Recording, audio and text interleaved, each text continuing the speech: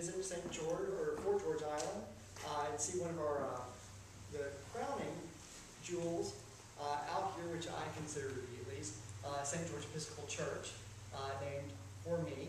The church honestly was named for the island, and the island was named for the fort was named for the king, and the king was named for the saint, and that would be again me. So little is known historically about St. George. I'm actually one of the most famous of the saints. Patron saint of England. My banner is incorporated into the Church of England, the white background with the red cross. It's also incorporated into the Union Jack. But as far as historically, most of what's known as legend, which is beautifully depicted right there, it says that I came across a princess in a wood, and she had been left as a sacrifice to a dragon who was holding the village hostage by keeping the villagers from being able to get water. So, obviously not willing to stand for this, legend says that I drew my sword and slayed the dragon and dragged its body back to the village, where all of the people converted to Christianity, either out of respect for me or payment. We don't ask why. But all that being said, as this is a historical event, I'm going to be completely honest with you when I say that none of that is true, despite the fact that it's why I'm so famous. That was actually a Christian retelling of another myth that just spans multiple cultures, most notably the Greeks with Perseus and Andromeda. More accurately, a historic version suggests that I was born in 300 AD in Rome. My parents were Christians, which was not exactly recommended at the time, but they were, again, very wealthy, and my father was in the service of Emperor Diocletian as an advisor. He died when I was 14, and my mother shortly thereafter, so not knowing really what to do, I joined the service of the emperor and followed my father's footsteps. All went very well for me. I was well liked. I had the emperor's ear. In fact, in a very short amount of time, I was given the rank of tribunus, until the emperor issued an edict that all Christians in his service be arrested, and the rest had to pay tribute to the Roman deities of the time. I was very vocal in my objections to this and refused. So over time, I was tortured and ultimately killed for my beliefs. Now, part B of that story is that his wife, Diocletian's wife, heard of my commitment of my faith and converted to Christianity. So, although I may not have had anything to do with saving the life of a princess of a village from a dragon, I did arguably have something to do with saving the soul of the Empress of Rome, which is something I would rather be known for. The idea of what brings us all here together, though, is this idea of history and why what unites St. George to this island is the same level of commitment to and perseverance to see your faith demonstrated, that's been shown through the people who've built this place that you're all sitting in today. They all held one common belief, and that is that the truth that's told in that stained glass window back there that says Jesus Christ is our Lord is far more important than what's beautifully depicted in that one there, which says I'm awesome. So with that being said, I do want to turn it over to the woman whose vision made this entire place of worship possible, Mrs. Hannah Rollins, my lady. I'm Hannah Rollins, and my place in the history of St. George is but a footnote. Like many others, we took our winters here on the island, and in 1867, my husband, John Frank Rollins, and his business partner purchased all the land on the island, with the exception of 20 acres or so. We started a hotel, and we hosted many wonderful people here on the island. Being a committed and Episcopalian, I concentrated my efforts on trying to start a place of worship here on the island. This was something that my husband fully supported, and in just a little while in time, my husband, John, and his good friend, Charles Holmes and my nephew, Dr. Francis Weston, were all named the first trustees of this church congregation, the first Episcopal congregation in the area. My influence in this was merely what a wife would be able to do as far as swaying her husband. Regrettably, in the 1870s, we had some real problems and financial losses, and therefore we were forced to sell most of the land. Nonetheless, we were very much committed to having that Episcopal presence remain here on the island if possible. We loved the island. We had committed a lot of investment in its development, and fortunately, the new buyer of the island and his family, Mr. William Stewart, was of a like mind. They too were interested in making sure that there was a continued Episcopal presence on the island. Well, I died in 1906. And my funeral services were held right here in this church, and they were conducted by Bishop Weed. The following year, this very window is a window in my memory, put here as a memorial to me, so that way I have a presence in this church as long as it remains. Now, while my husband and while we were instrumental in the congregation building up, the building itself, this building that you are enjoying being in, was the realization of Mr. Stewart's mother, Mrs. Ellen Stewart Ward. And I present her now.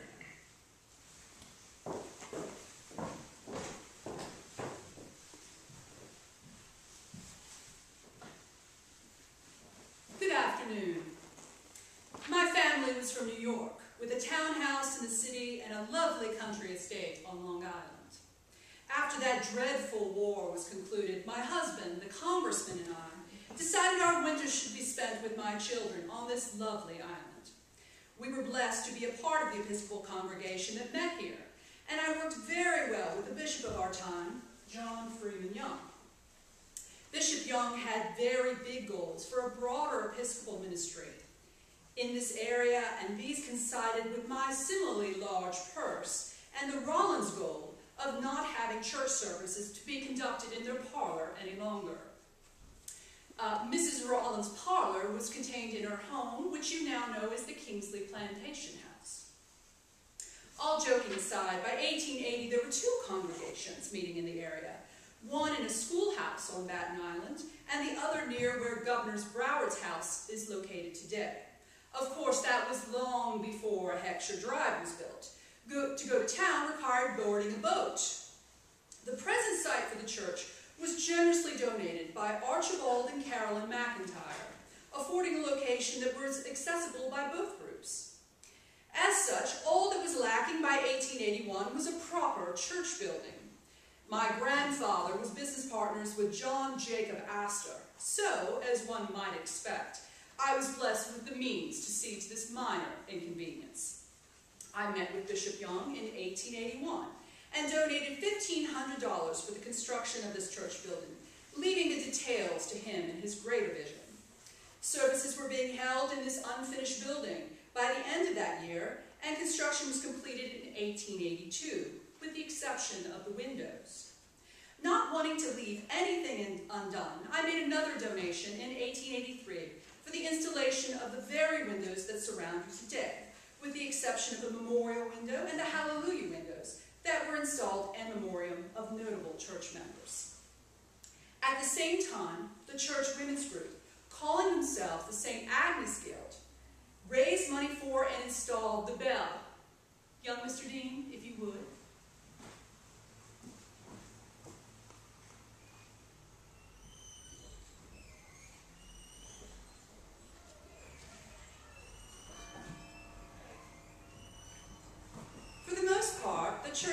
architecture exists today as it was when I first commissioned the building. When you kneel at the altar and look up at the light shining through, well, the embellished image of St. George, you are seeing the same thing that I saw from the same vantage point. When you hear the bell ring, you hear it just as that first women's group heard it, taking such pride in its resonance. Oh, Virginia dear, there you are. Please allow me to introduce my daughter, Miss Virginia Stewart. Her father, bless his soul, was Robert Stewart, Jr., a naval officer who died in the War of Southern Secession. Virginia dear, I'm finding this unseasonable heat oppressive. Would you carry on? Yes. As with Mrs. Rollins, this place became part of who my mother was. While her spirit was tied to the congregation, Mother's was forever to be associated with the building. The thought of this beautiful little church ever not meeting its potential was something she could not bear, so she left one final gift upon my passing in 1894. Specifically, her will stipulated that my brother William establish a $10,000 endowment to maintain and support the church then known as St. George's Chapel. He was free to see to its maintenance as he saw fit, or if he preferred, he could turn the money over to the bishop, but one way or the other, her wish was that it be spent here to secure this church's future. This enabled the chapel to apply and be granted status as an organized group under the name of St. George's Mission that same year. My mother was equally generous with Trinity Church on Long Island, and after her passing, my brothers and I had a lovely granite clock tower built in the town of Rosslyn in her memory, which still stands today.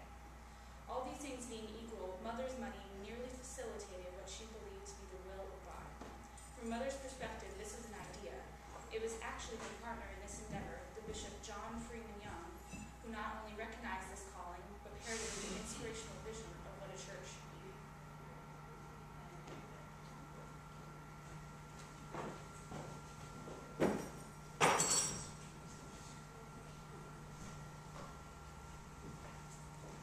Thank you, ladies, and good afternoon. An inspirational vision sounds grand, but I was a firm believer that we exist as physical as well as spiritual beings. As such, it is through our material senses that the spiritual or immaterial part of our being received its impression. As you know, I was the second bishop of the Episcopal Diocese of Florida. I maintained that it was important that church design not be anything like random. Episcopalians could find meaning in church structures that were simultaneously houses for worship, instruments of that worship, and offerings to the glory of God Almighty, all at the same time.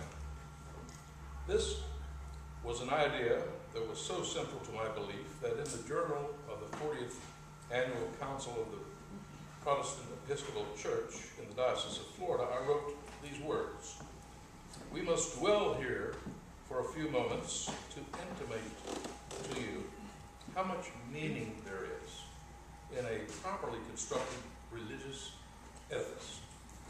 Wood and stone, silver and gold, silk and linen, and diverse colors are but dead, mute things, which have neither speech nor language inherent in themselves.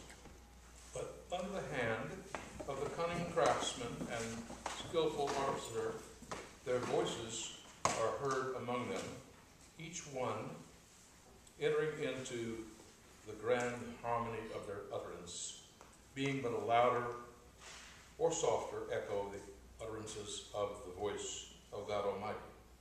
This design aesthetic was chief in my mind when I announced that the diocese would be making a vigorous effort to plant and permanently maintain in the service of the church at all points along the St. John's River.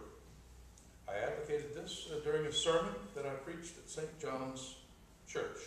Much to my disappointment, upon my acceptance of Florida's episcopate in 1867, I found that there were no more than 20 communicants in the area and not one single church building. This was an oversight that merited my highest priority, and as a result of localized efforts, hundreds of new communicants joined the diocese, and 12 new missionary churches, including what was then known as St. George's Chapel, this very church, were built along the river by 1888. By reaching out to local residents and building community-based missions, we were able to meet the spiritual needs of the people while still embracing a philosophy of reverent stewardship. When speaking of design, although he passed away before our evangelistic effort in the region began, my impression of what a church building should be was heavily influenced by a New York architect.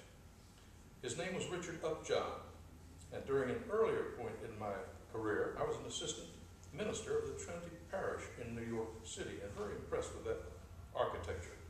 This church had been designed by Mr. Upjohn and was a brilliant example of what is known as Gothic revival. Mr. Upjohn held a very special relationship with the Episcopal Church and was kind enough to adapt his aesthetic to a rural adaptation of Gothic forms that became known as Carpenter Gothic. While Mr. Upjohn did not produce any specific drawings for the St. John's River missions, with the exception of St. Mark's in Palatka, the churches we built all embraced a very similar design that clearly reflected his indirect influence. St. George in particular was designed by a local architect from Fernandina, and his name was Robert Schuyler. But enough about my passion for architecture, enough of that. I had enjoyed a long relationship with the residents of Fort George Island and made regular visits over my lifetime and the years I was in this diocese. The Rollins efforts at establishing a congregation were monumental, and I did everything in my power to assist them. I had actively been making attempts to secure property and donations for the new church since 1875, but it was not until 1881 that the Lord moved Mrs. Ward to donate the money, and we had enough money to begin construction of this beautiful edifice. It was my pleasure to announce that the church at Fort George Island was finished and entirely furnished, excepting the windows, during my annual address of 1882. It was with no small amount of pride that I added in that same address that Mrs. Ward, bless you, had also requested me to have said windows provided immediately. As has been said, the church existed then as it does today, but it is now with a deep sense of fellowship that spans a century that each communicant here who enters the door realizes that he or she is taking part in a worship experience steeped in their own historical significance, just as St. George's Chapel could not have been built without the generous sharing of these wonderful individuals, their time, their talents, their treasure. Today, St. George Episcopal Church cannot continue without the entire and similar support of its congregation and this wonderful community. So it is in the hands of those with you today who we entrust our vision of what a church not only should be, but could be. Bless you.